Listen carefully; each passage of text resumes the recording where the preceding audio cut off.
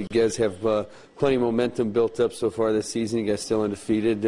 Now you play Missouri S&T, a team who kind of started the downfall last year. What's your mentality going into this game?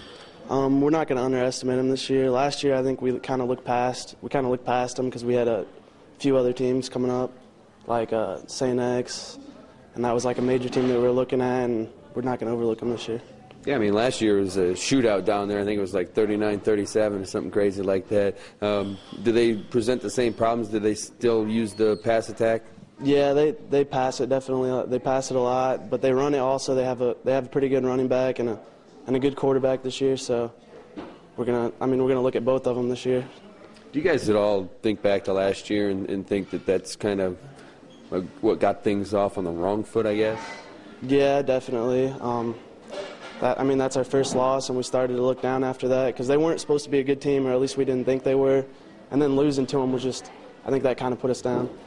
So now you guys have the game at home this year. And like you said before, you don't want to look past them at all, but you do have some big games after it. Yeah, that is true. We can't look past them. It's one game at a time. It's always, that's how we got to look at it this year.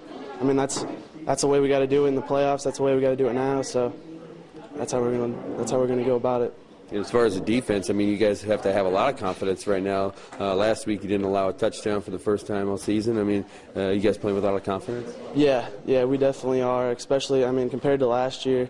We're definitely not trying to have them score that many points on us. That was way too many. We can't expect the offense to score that much, so we're going to come out and we're going to play hard this week.